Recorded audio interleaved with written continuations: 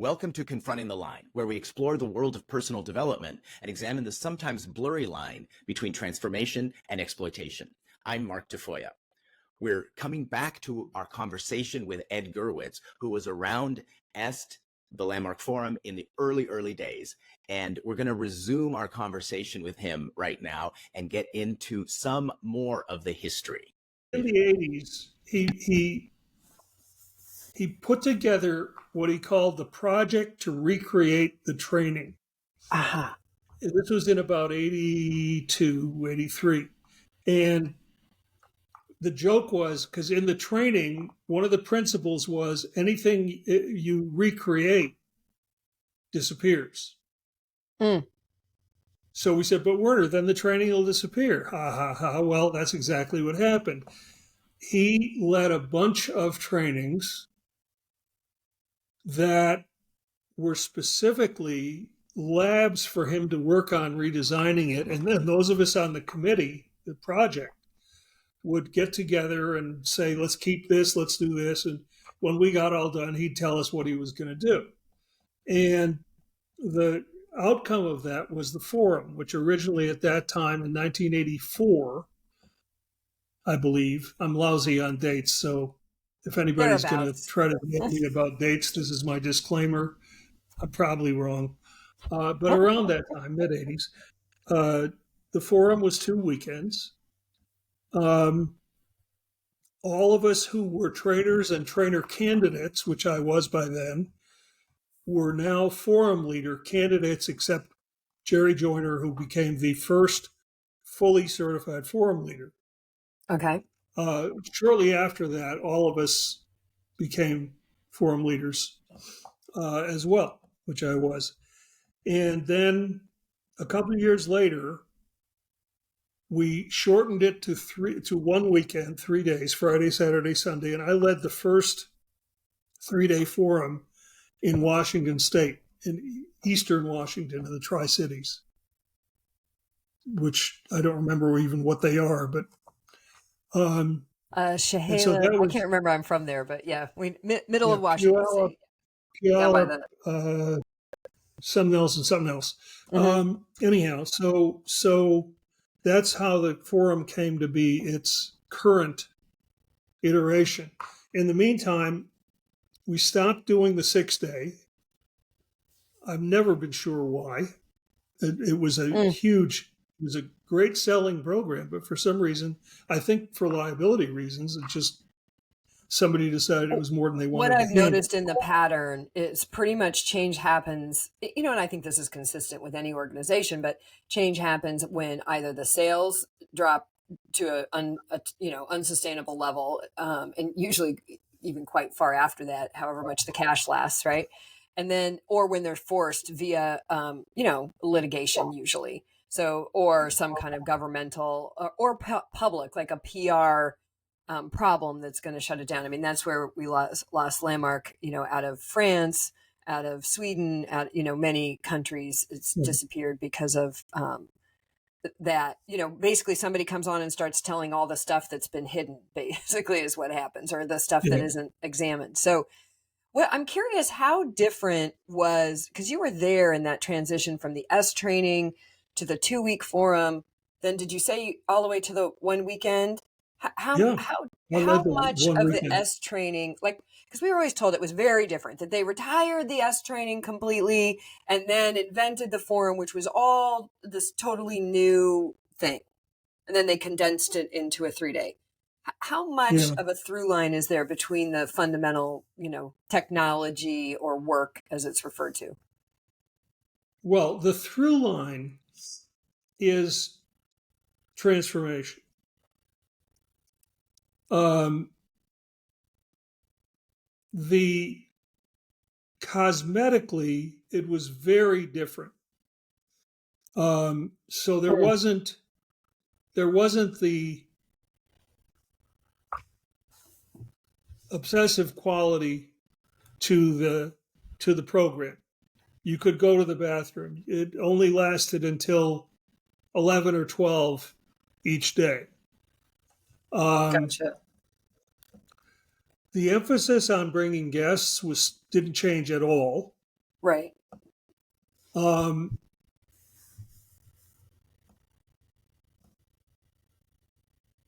the, the shift in emphasis. So the purpose of the S training, if I can remember this right, is to transform your ability to experience living so that things that you've been putting up with or trying to change clear up just in the process of life itself. I can't believe I just remembered that whole thing. Isn't that was shocking? I verbatim. know. Every Wow. once in a while, stuff will come out of my mouth, and I'm Bravo. like, "What? Bravo is right," because I've actually been reading a lot of newspaper articles. I mean, we have something like almost 100 newspaper articles gathered now from going all the way back to the 70s. And there's one that you said it almost exactly. And there's a version later, as a program leader that, in what you said, now I can't pull the trigger, but came up and said, that it transforms in the process of, it wasn't it transforms in the process of life itself, but it was close to that. So it definitely Clear up just in the process of life yeah, itself. exactly. Yeah, well, Gotcha. the forum, as I remember, I don't think I had never thought about this before, but the forum didn't have a formal statement of purpose like that. Aha. But it was really about transforming to live a life of possibility. Gotcha. So the emphasis was not on what have you been putting up with and trying to change. It was on completing your past and creating a world of possibility. And possibility in the forum became the new buzzword. It's funny, the That word you didn't introductions. hear. I trained, the first thing that you do when you train to be a leader in this kind of organization is you train to lead the introductory events, right? The homes, the coffee talks, the da-da-da. And then I trained those trainers. That was my first leadership position. And definitely in that format was something about, you would always ask the question, what are you resisting putting up with or trying to change in your life? And then you would get that all up on the board. And then you would, I don't remember which process you did, the don't know, or whatever, but you did some process. So the point was to have people have a breakthrough in the introduction with something they're, resisting, putting up with, or trying to change in their life. And they've been unable to change. So Right. all of that, I think all of it's stayed. And it was interesting when I was doing the Being a Leader project, I spent a lot of time in what was called the prep room, which is basically the room where the material is being, the colleagues are sitting in a U-shaped table looking at a big screen, and they're developing the work, the distinctions, the program. And then there's a crew of us that kind of sit in an outer ring who get brought into the conversation from time to time. But it was really cool. I got to sit there and watch a lot of that process. But after about 9 years of it, I realized it was kind of all the same stuff said another way. And now that I'm learning the history and talking to people like you, I'm hearing like, oh no, it's really the same stuff said another way, going all the way back. I wouldn't agree with that where the forum's concerned, because Gotcha. here's what happened. Werner in the early 80s became interested in several things. One was Fernando's work, which is in a lineage from John Austin, John Searle at Stanford, to Fernando. Okay, all about speech acts, the power of language, etc. That's one thread. Second thread is Heidegger that we mentioned. The study of being, ontology. Okay. And the third was Umberto Maturana, which you may or may not have heard of. He was another South American biologist whose work, his most famous paper was called What the Frog's Eye Tells the Frog's Brain. And his work was about the difference between, I'm way oversimplifying, the difference between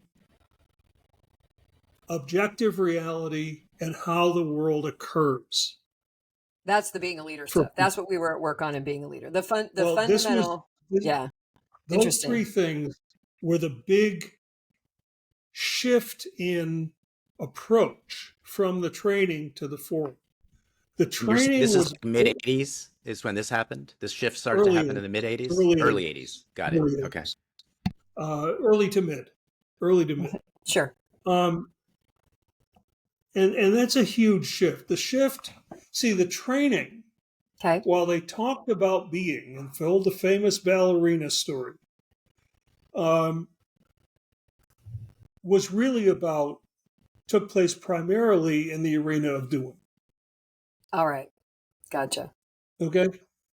Yeah. Giving up trying to change things, giving up putting up with things, but very little about, compared to the forum, very little about being. The forum was centered in being, no question about it. Okay. And so language, for example, Heidegger says is the house of being. Mm-hmm. Hence, and he's not wrong, because you can create an entire world through language. Yeah. Or a perception of a world. Right. And the well, yes, and that's the thing about occurring. Yeah. It isn't, the world is whatever it is. We have no access to it. Yeah. Or not. We don't really know. The only access we have, and this is Maturana, is through our brain, through our perceptions. Yeah. So, or through how the world occurs. And so we began doing things in the forum like throwing tennis balls, if you're familiar with that. Well, that all came back. I mean, big time. The Being a Leader project was really, and I would come to see it as we worked on it over 9 years, right? So it was how long I was a part of that. Werner, was that if people just came out of that with one understanding, which is that the world is, everything in their world is about how it's occurring to them. How you show up for yourself, how you show up in the world, how you show. So it was, and if they could see that the occurring was happening out here, then you would have this, just huge power as a leader. And I don't think that's incorrect. There's a bunch of stuff missing that needs to get added in there, and how it shows up for us triggers the emotional state, because lots of studies have shown that our actions are literally directly correlated to how we're feeling, our emotional state. So we see something, we have an emotional or a physiological response, and then our body acts, right? So they kept kind of cutting that part out. They also up to a point ignored that the perception of the world is shaped by conclusions we drew at around age 4. Right. Now you're in my field. Now you're in the wisdom course. That was my whole, what I taught, for years and years and years and years. So we would do things like, who here is really terrible at catching a ball? You couldn't catch a ball to save your life. Yeah, I've seen this. And somebody would say that. Okay, they were. So we'd bring them up front and we'd test it. We'd throw the ball and they would flail around. Then we'd say, okay, I don't want you to catch the ball anymore. Just watch the ball and tell me which way the seams are rotating. Yeah. We did this in the forum, right, Mark? Forum or advanced course? I can't remember. No, this was part of the forum. Exactly. I think that was advanced course by the time it got down the line, if I remember correctly. We did it in the forum as well. And they'd tell me which way, very accurately, which way the seam, and the ball would go past them and they'd have to go get it. And after a couple of times, they got tired of going to get it and they'd catch it very naturally, very easily. And so, the decision they made when they were 4 years old, that they're lousy at catching a ball, was shaping how the ball occurred for them as a threat rather than as an opportunity. Yeah. So that's incredibly powerful. To me, this is the purity of the tech, the purity of the work. And if I can make a plug, if I can put in a plug, this is what my new book on transformation is about. Yeah. Now, there was a woman who was a trainer candidate at the time I came west in 81, a woman named Tracy Goss, who passed on just a few months ago. And Tracy took the work that she had learned as a trainer candidate. She was doing consulting and all that. And she came up with this idea called the winning strategy, which was basically what I just said. You came up, Eric Byrne, the founder of transactional analysis, said every child by the age of 4 has to answer the question, what do I have to do to survive around here? And that becomes a strategy for the rest of their life. Yeah. Well, Tracy said the same thing. She called it the winning strategy, which then, I won't go into the the dark side of this, but in the end got incorporated into the forum. Yeah. And that That's there was nothing like that in training. That's one of the Interestingly enough, it wasn't Werner's. Yeah, that's one of the other sort of big lies, if you will, is that the stuff that's in the forum, Werner thought it up. And this is another thing we see with these gurus and whatnot is they take ideas, they synthesize it. I mean, Werner definitely put together some ways of delivering. Some of them really worked. I mean, his way of delivering the whole occurring thing in the Being a Leader course was the biggest flop I've ever seen. I mean, I saw it like 19 times and I was like, this is really stupid. I mean, it didn't work. It was a whole thing with golf clubs and rocks. And you would not believe what I had to do in Abu Dhabi to go find a rock. So anyway... I mean, this is where we'll kind of put aside the tech work no rocks, for a future episode. Ed and I are going to definitely be having some more conversations about this. But I want to kind of come a little bit back to, and we'll start to wrap up and come to our audience questions, Mark. So just kind of a cue if our audience has any questions they'd like to ask, start putting those in the chat. But we've already been gathering those. Oh, good. Okay, good. Well, we should, I just want to see if there's anything in the story of your time and your lineage of coming up through and being a part of the development of the forum, at its gestation. I'm curious, what had you leave? Why did you leave when you left? Other than it sounds like you left about the same time Werner left. Yeah, I did. And those are not unrelated. Yeah. I'll make a long story short because this could be a whole podcast. Yeah, well, maybe we'll do it. In the late 80s, early 90s,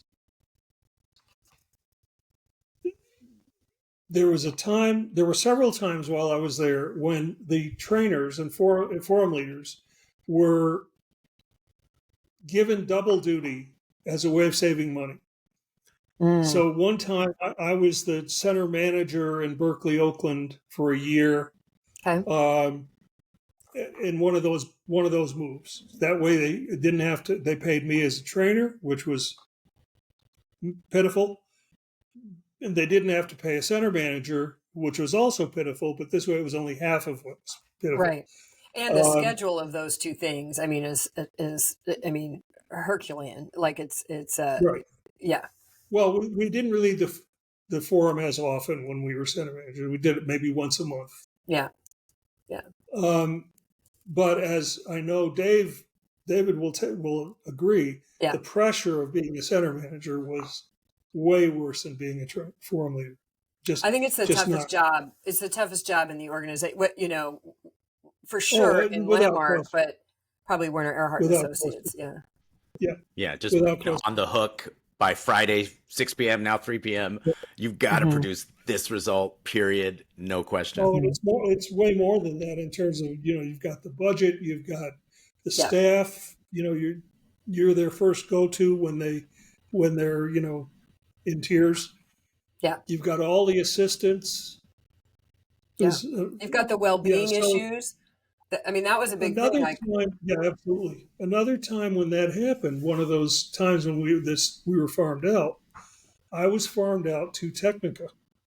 Oh, yeah. I had already worked with Werner on the transitioning transformational in my capacity as a director, transitioning transformational technologies, which was a franchise, over to Technico, which was a license, and we can get into the distinction there at a different time. But yeah, just as a brief, super brief explanation, Technico is currently still today the entity that licenses individual people to go do this work outside.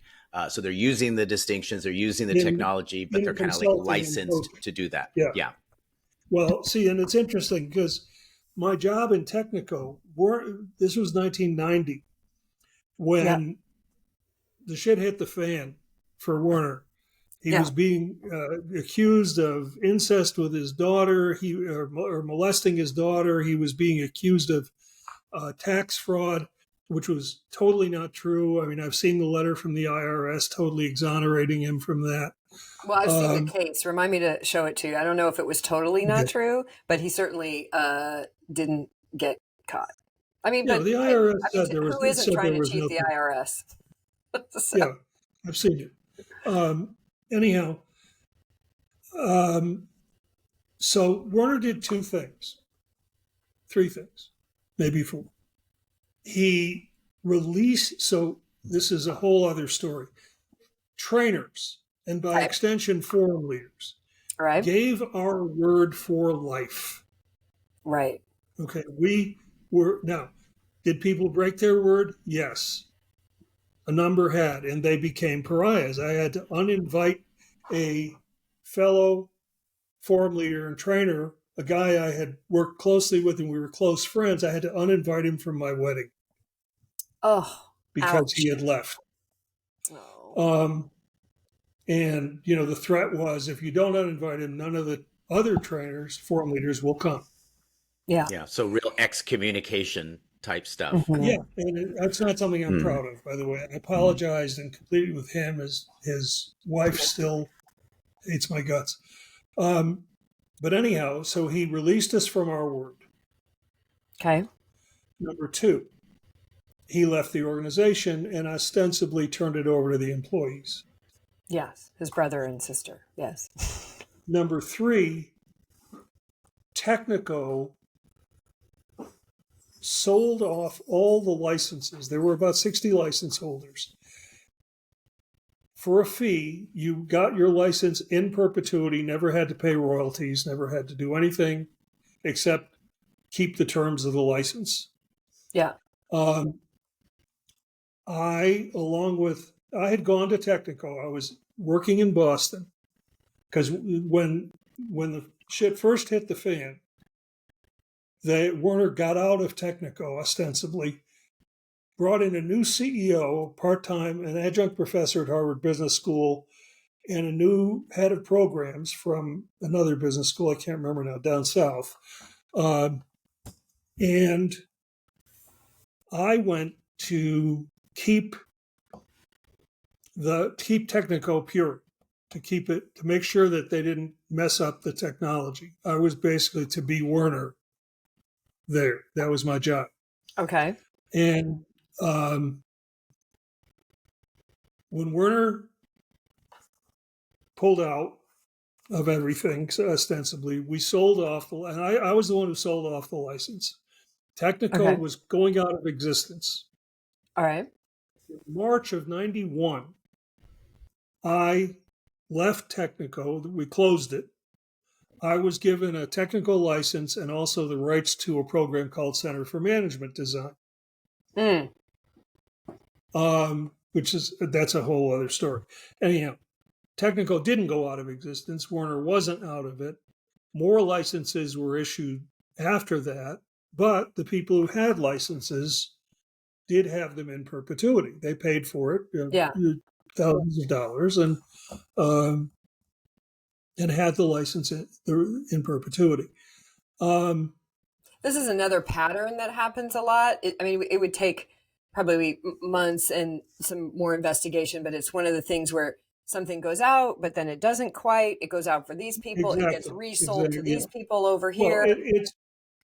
Well, it's part and parcel with we're reinventing the organization, except what you get when you're done reinventing it is exactly what you had before with lipstick on it.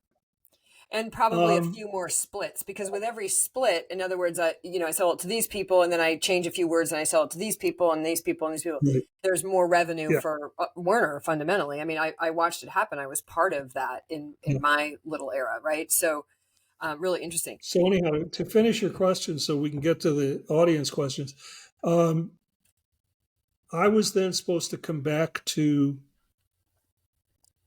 working for, can't remember what it was then, WE&A or Landmark or whatever the hell it was. It was transnational something for a year, and then it was Landmark. I was supposed to come back to being a forum leader. Well, one of the things when I went to Technico was I got paid a much larger pittance.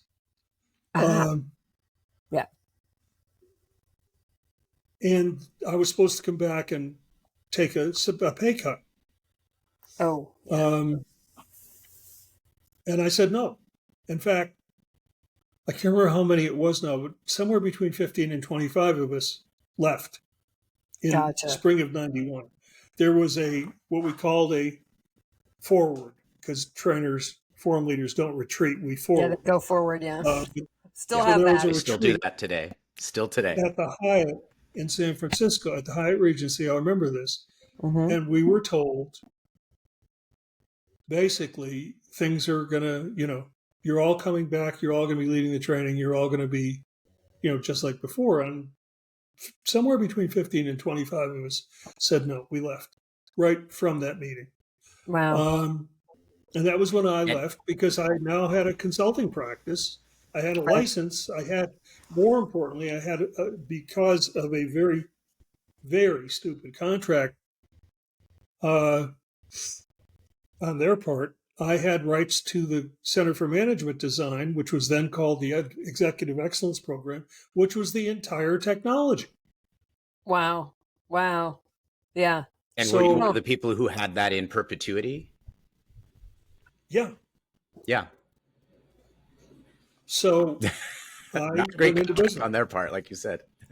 You went Yeah, off and no, made some money and made a difference. Turns out I've heard rumor, Ed, that you can do both. I haven't witnessed it yet, but I've heard Yeah. I'm rumor. living proof that you can do very well by doing good. That's what they said about Yeah. the missionaries in Hawaii. Beautiful. They came to do good, and they did damn well. Mm. Well, you can make money, and I know a lot of people who are doing it, making a difference. And Ed, in that There's no- 91, that shift when you left, was any of it, did any of those 15 of you who left have anything to do with the scuttlebutt around Werner, or was it just an opportunity since there was a shift? Okay, I can get out of here. Like, what was the real reasoning for you behind that and the other people who left? It had nothing to do with it for me. Yeah. I can't speak for any of the other people. I Yeah. do know that after they left, a number of other people, forum leaders among them, were sued by Landmark and settled the lawsuit for $10,000. And that figure kept coming up. $10,000 was apparently the price of getting Landmark to leave you alone. That for me, that was the point at which I realized that, if I hadn't realized it before, that there was a level of bullying going on that was beyond anything I imagined in the past. Yeah. I mean, I knew there was bullying going on. I knew there was physical abuse, to Ann's point, and everything else. But that, I mean, when forum leaders, one person who was instrumental in single-handedly bringing the forum to another country, Yeah. they sued him. He has to pay him $10,000. A number of people came to me and said, "Can you help me?" And I did what I could with them, and some of them got out of it without paying the $10,000, because guess what? If you stand up to a bully, they back down. Exactly. And that unfortunately, I mean, it would seem, and I think since the pandemic, Landmark's got a whole other set of problems, so they're not as rigorous in Litigious. that. Yeah, they're not Yeah. quite as legit. Well, they don't have any money. I mean, they're very quickly sort of going out of Yeah, existence. they've So got lawyers on retainer. It costs them nothing to sue Yeah. people. yeah. Well, one of those lawyers happens to be probably, I don't know if he'd still consider himself a friend, but I consider him a friend, and good man, good people. But the whole idea comes down to it's Werner's work, it's Werner's ideas, which just isn't true. Now there are copyright and intellectual property laws and all that kind of stuff. That's fine, but he doesn't. Mike Jensen used to say this thing: you can own words on a page, you cannot own ideas. And they are constantly Right. trying to enforce that they own the ideas. So Brian There North, exists a document that Yeah. lists every distinction in the forum Yeah. and where it comes from. it's And lineage. none Yeah. of them come from Werner. I spent Wow. a weekend with Alexander Everett, who was the founder of Mind Dynamics. Yeah. Werner was a Mind Dynamics trainer. Yeah. Charlene Aframo, who's a forum leader and one of Was the his original trainers, Yeah. was his trainer in Mind Dynamics, trained him in Mind Dynamics, trained Yeah. Werner. And Everett said the same thing. And Everett was a very interesting guy in his own right. but it all came from Mind Dynamics. And This Mind is Dynamics, Everett said, came from what Aldous Huxley calls the perennial philosophy. mm, this is what Brian Nord, because lots and lots of people are calling us. Now those of us that are speaking out publicly, we're getting lots of calls from great people like Ed, right, who are telling us a lot of really amazing stories. But one of the things that's consistent, even to this day, and it was certainly my experience, when you read my book, Chapter 8, Betrayed, is all about how I got ejected from, my usefulness was over and I got threatened. And that pattern is again and again and again, which is part of what makes it so ludicrous when they're now trying to say, Anne didn't come to us. I'm like, what are you talking about? The last time you talked to me was to threaten me legally and demand that I basically claim no past with the Being a Leader course or landmark, like to erase my past. And, I was ejected from the spaceship. Honest to God, I'd like to say that if I hadn't been, I would have woken up to what I have now. But the truth is, I probably wouldn't. I'd probably still be shilling for landmark in some way, shape, or form. You think I would have? Okay, you good. would have, because you're not cult material. Well, I sure participated for a long time for a non-culty material. Yeah, so did I. So did a lot of people that I've known. So did we all. For saw through it in the end. And there are plenty of people who didn't see through. Let me say this, Anne, and I really think you guys and then are let's running take some questions, Mark. We did promise to take audience questions. Yeah. I'm not sorry I did it. Yeah, I'm not either. I met my wife. I wouldn't have my wife of 40 years. Okay? So great. I got my career. Look, ontological, transformational coaching and consulting is my work. Yeah. That's what I do. Yeah. I don't know that maybe I would, but I don't know that I would. I think I'm too intellectually lazy to have come to it on my own. Is it a cult to plug your book? Being a trainer, forum leader was. Yeah. Being on staff probably was. Yeah. And to some extent, high level assisting like seminar leaders and all that. Yeah. Could fit the bill. Yeah. Everybody who trained it, who participated in it, part of a cult? No. Not at all. Yeah.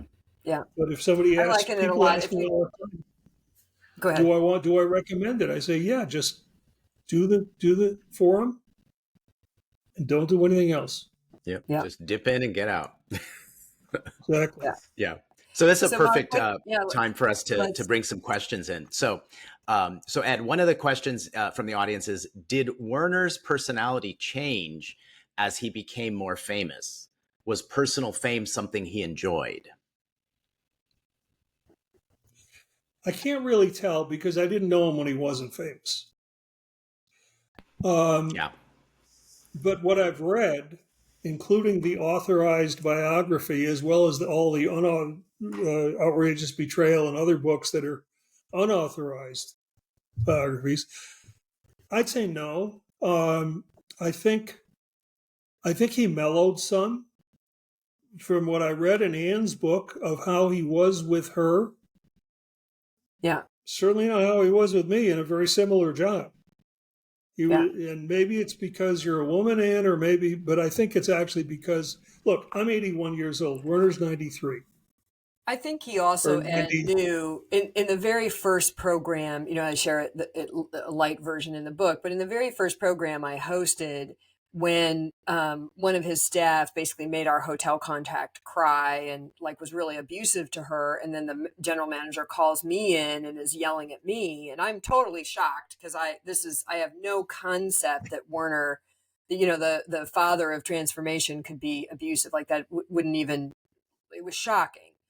And it wasn't about him, it was about his staff. But anyway, my response to that, though, I went back to that staff member and I said, knock it off. You're no longer allowed to talk with the hotel. Everything has to come through me and my husband. And if you do it again, if it happens again, because they had threatened the hotel, the general manager with, if they don't get whatever, it's something ridiculous, tissue boxes or some shit, that we're going to leave. We're going to take the whole group and leave. Well, I quickly informed them that that's not true, that I am the contract holder, that in the case of this, I am the host. This is my relationship, and you're not going to fuck with my relationship with the hotel. And if you do stuff like that again, I will ask you to leave.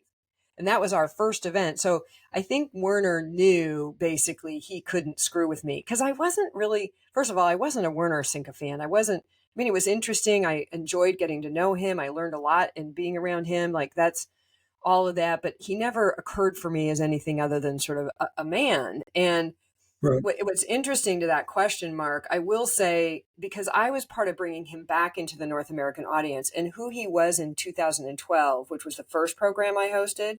I met him in 2010 at another program that I did, was in the back of the room for a 2011 program at a university. And then I hosted in 2012. As Werner got back in front of his audience, back in front of his adoring fans, he did change. I don't think his fundamental personality, the abusive stuff, I think that's baked in from childhood, that kind of stuff. Ed, you're a psychologist, you could say more about that. But in terms of how he related to himself and to the audience, I did watch that change because we were only ever going to do one program. And then it was so successful. He's like, I'll commit myself to one a year. And the other colleagues did as well.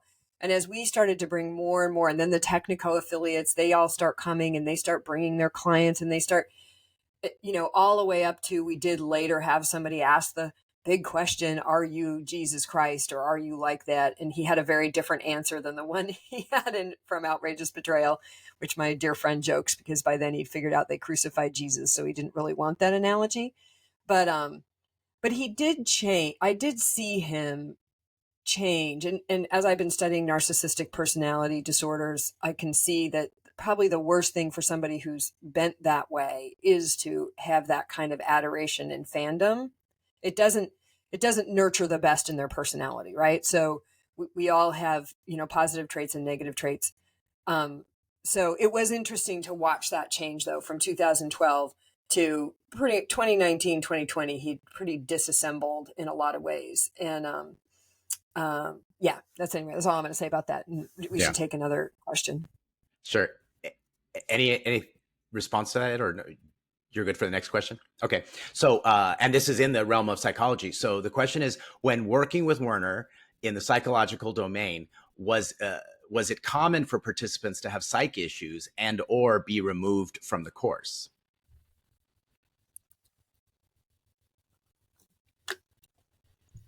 I don't quite know how to answer that. People got removed from the course for being disruptive. They rarely got removed from the course.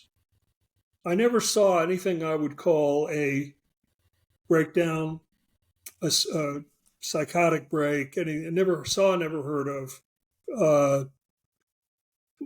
That's not true. If someone was missed going in, if the screening missed it and they were psychotic or had mental issues before they did the program, that might show up during the program and they might get removed. It was very, very rare. Now, remember, I left in 91. That's, 30 plus years ago. Yeah. I understand that two things. One, the therapist on call, the screening and all that program was ended. Let go. Yeah, it ended for what? Let go. Somebody said it was because of Americans with Disability Act. I doubt that. But for whatever reason, it was let go. And two, I have heard that there have been more frequent incidents, including one person who contacted me after I was on with Ann on another webinar and was clearly troubled. But I suspect she might have been before. I don't know. As a psychologist, I don't feel I ethically have the license to diagnose people I haven't seen. So other people can call Werner a narcissist. I don't do that, regardless of what I might think. Yeah. Okay. So this is actually another question, but it's sort of related to the and you sort of answered part of this already, but the question is, there are multiple mentions of news articles talking about psychosis in the EST trainings. If it didn't happen a lot, why did you make sure there was so much psychological help available? And can you speculate on why did they get rid of all of that? Why we made sure there was so much help available was the reason there were so few incidents, I believe. Mm-hmm. Yeah, relatively speaking, given the nature of the work, I've read a lot of those newsletter articles. It definitely happened, but anyway, I think that you were quite successful. Yeah, when I was there, it was a very rare, and people throw psychological terms around. I wouldn't call it psychosis. Psychosis is a chronic condition. Uh-huh. People, we called it an incident, and that's probably the best thing to call it. Why did they get rid of it? I don't know. I think it was a, if they did get rid of it, I think it was a mistake. Yeah, happened after you I left, work with another organization called Mankind Project. We do weekends all over the world for men, 48 hours transformational experience for men, and we screen people very medically and psychologically very carefully, because if you're going to put people through an intense experience, the one thing you don't ever want to do, and you can't totally avoid it, is re-traumatize people. People are traumatized. Yeah. People hold trauma in their bodies, and you don't want to re-traumatize people. So, we're essentially screening for how likely is it this person's going to be re-traumatized. Right. There's no guarantee, but you're doing your best to try to say, hey, we don't want to put you purposely in that kind of condition. Yeah. Yeah. So this is no guarantee in surgery either. I mean, you do your best to maximize the best outcome. Yeah. So we had two questions that I'm going to kind of combine into one regarding specifically Scientology. So the one question is, what did he know about EST and its connection to Scientology? L. Ron Hubbard hated Werner, considered EST a squirrel group, and developed an EST recovery rundown. And then there was another question that was earlier that said, was there a Scientology e-meter around at the center? And to your knowledge, did Werner use it?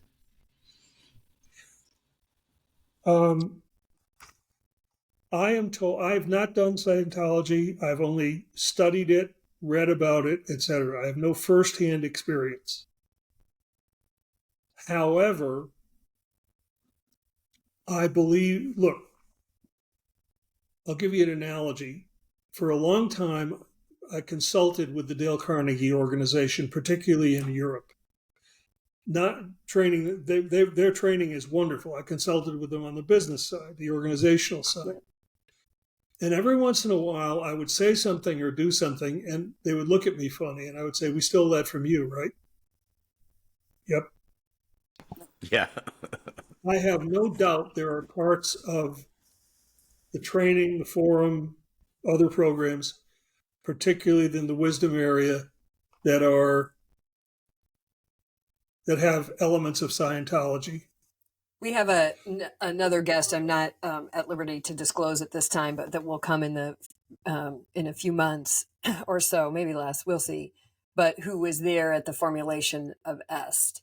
And as well as I've been having extensive conversations now that I'm past my own freak out about the Scientology link, because I did have a freak out because I was sort of always very proud not to be in any kind of Scientology sort of program. And then I would hear that from the Scientologists, they say that, EST, Werner Erhard Associates, Landmark, blah, blah, blah, is Scientology light. That's what they would call it. I've heard that. Yeah. And what I'm finding out from people who were there and many Scientologists is that's pretty likely true. That it was very, particularly EST, I think, but it's Scientology type ideas are very woven in. And I think Werner did what a lot of people do, which is he takes a lot of ideas, synthesizes them, pulls bits and pieces and parts, and, repackages it. I mean, that is what you do in this field to an extent.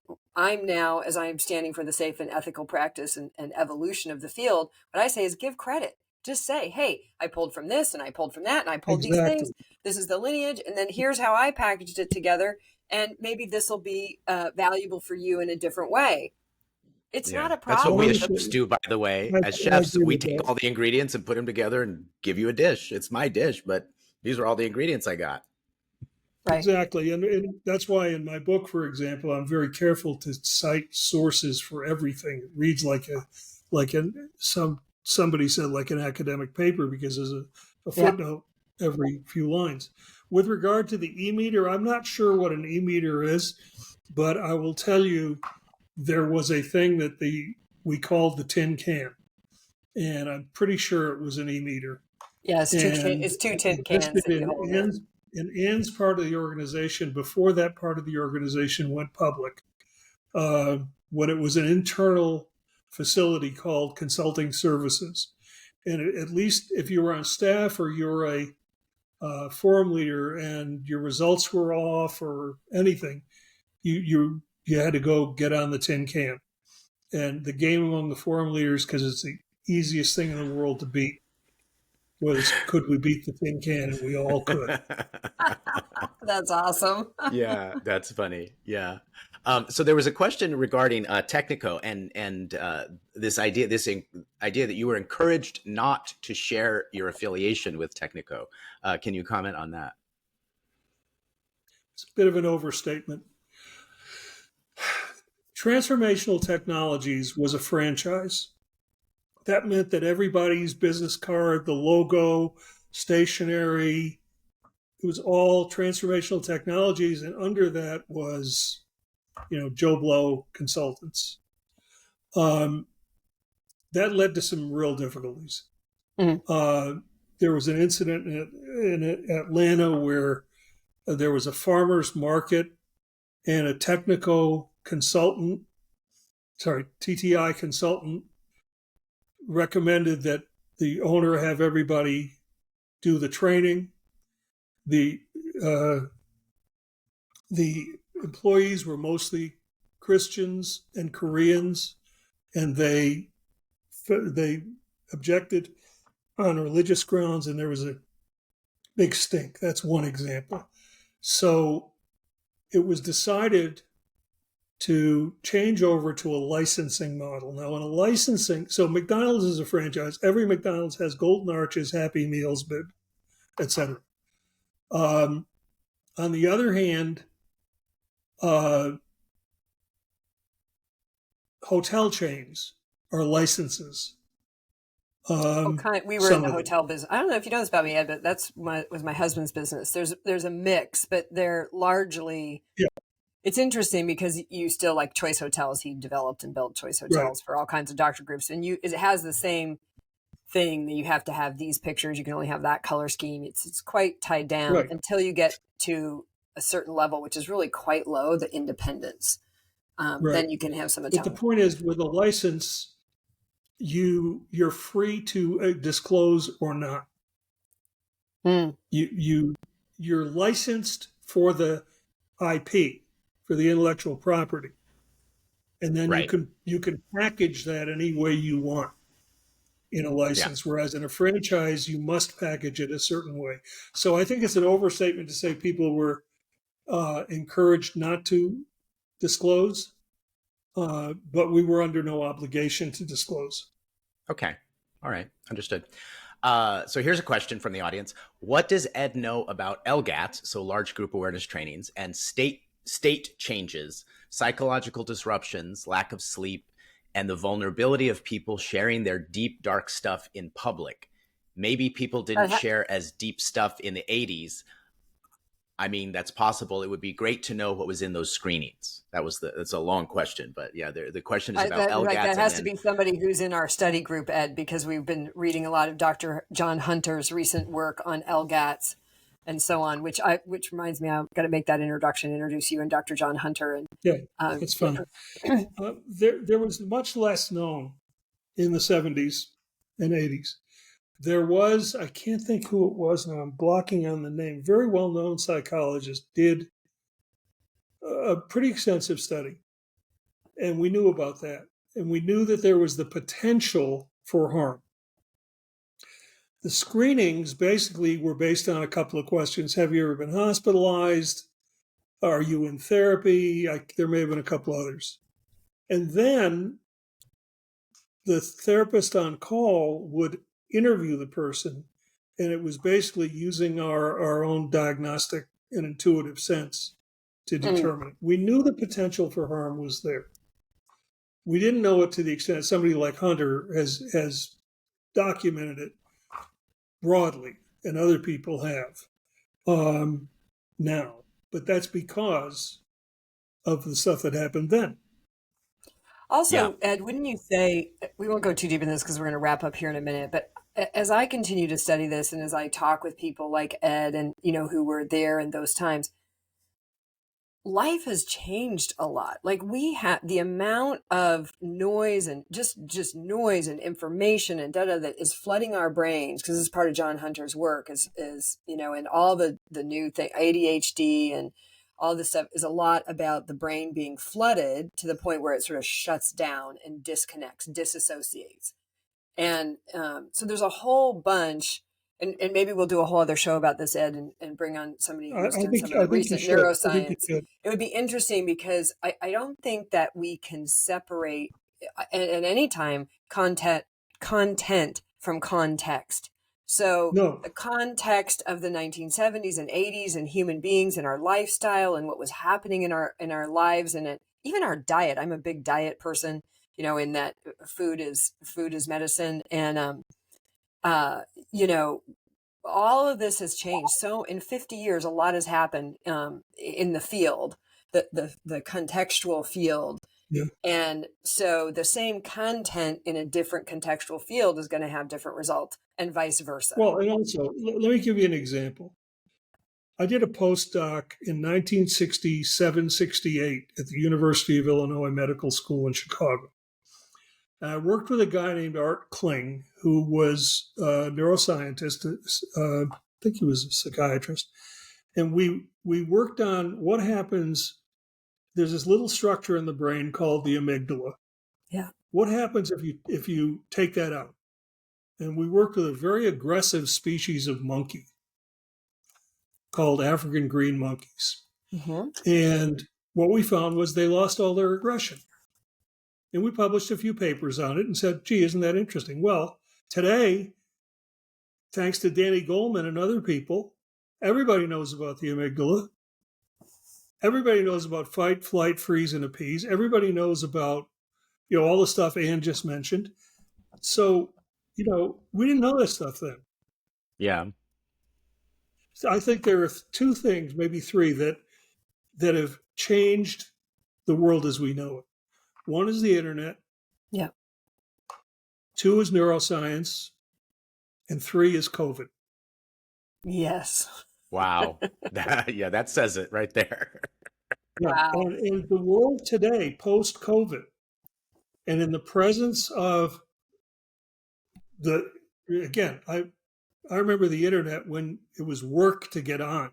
Yeah. When it was called the World Wide Web. Yeah. Right. Took me 3 minutes just to dial in. So people don't appreciate often, if you don't stop and think about it, how much the context has changed. That's right. Read my book. That's right. And Yeah. we're going to make sure everybody knows about your book, Ed. And, fundamentally to me, this is part of why, Landmark's failing. I mean, the pandemic has killed pretty much every seminar company. So that's not on them. But one of the things that we all know in companies, if you do not stay current, you die.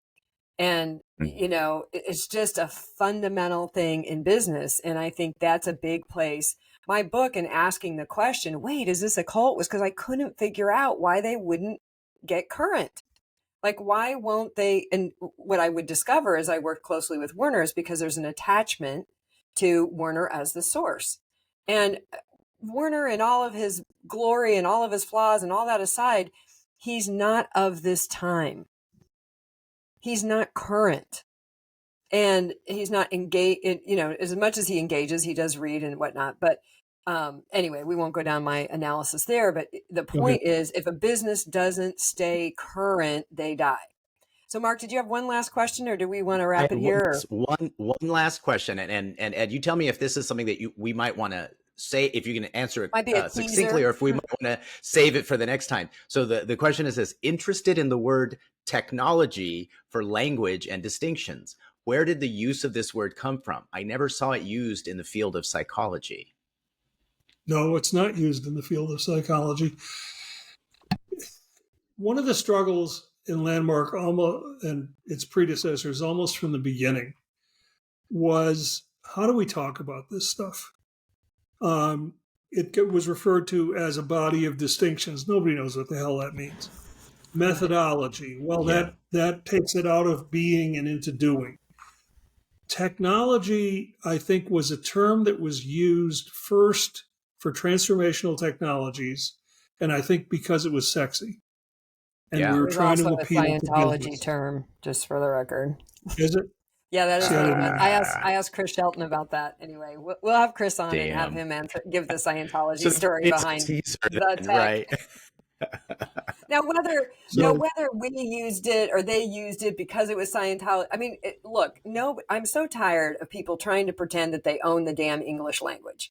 Nobody owns the English language, and the English language gets used by a lot of people for a lot of things. It's very diverse. It's very spread out. So, and anyway, we're talking as if there was only one English language. Right, exactly. What was it, Mark? Yesterday, you were trying to do. Yeah. Mark was trying to do some setting for scheduling a thing, and he had to go through, 5 minutes in just trying to find a time zone and the language and the amount of English. And, oh my gosh, it's so funny. Trying to do a drop down. Winston Churchill said that Americans and Brits are one people divided by a common language. Absolutely, beautiful.